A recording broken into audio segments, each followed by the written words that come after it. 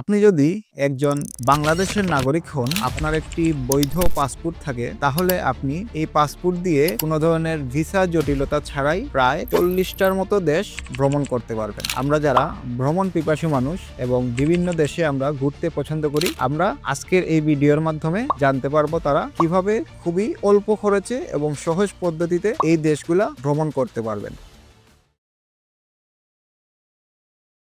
বাংলাদেশের পাসপোর্ট হচ্ছে পৃথিবীর দুর্বলতম যে পাসপোর্টগুলো আছে তার মধ্যে একটি। তারপরেও এই পাসপোর্ট দিয়ে আমরা এই যে প্রায় 40টার মতো দেশে আমরা ভ্রমণ করতে পারি। আমাদের দেশের যে পাসপোর্ট আছে এর র্যাঙ্কিং হচ্ছে 100 নাম্বার র্যাঙ্কিং। বিভিন্ন জায়গায় আবার এটা 97 বা 103 দেখায়। তবে সবচেয়ে বিশ্বস্ত যে র্যাঙ্কিং এর সাইটগুলো আছে সেখানে 100 নম্বর র্যাঙ্কিং এ বাংলাদেশের পাসপোর্টের অবস্থান। আমাদের এই পাসপোর্ট দিয়ে আমরা এশিয়া, আফ্রিকা, ওশেনিয়া, ক্যারিবিয়ান কিছু দেশে কোনো ধরনের ভিসা ছাড়াই আমরা অন অ্যারাইভাল ভিসা নিয়ে যেতে পারবো। এশিয়ার দেশগুলোর মধ্যে হচ্ছে ভুটান, নেপাল, মালদ্বীপ, শ্রীলঙ্কা, আরো কয়েকটা দেশ আছে। ক্যারিবিয়ান যে দেশগুলো আছে তার মধ্যে আছে বাহামা, হাইতি, বারবাডোস, গ্রানাডা।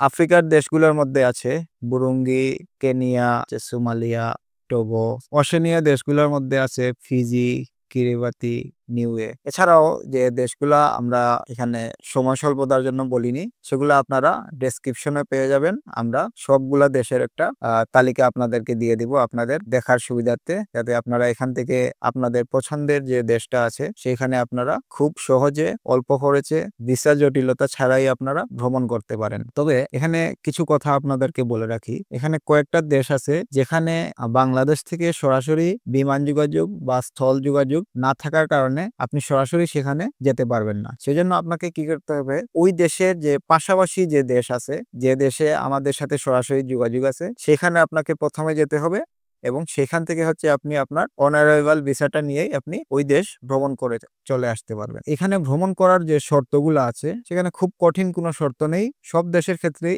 মাত্র 2টা কাজ আপনি করতে পারলেই আপনার ভিসাটা আপনি পেয়ে যাবেন। সেটা হচ্ছে আপনি একটা রিটার্ন এয়ার টিকেট বুক করবেন এবং যে দেশে যাবেন ওই দেশে হচ্ছে আপনি থাকার জন্য হোটেল বুক করবেন। এই 2টা জিনিস আপনি সংগ্রহ করতে পারলেই আপনি ওই দেশে ভ্রমণ করতে পারবেন। আপনার এই ভ্রমণের জন্য আর কোনো জটিলতা থাকবে না।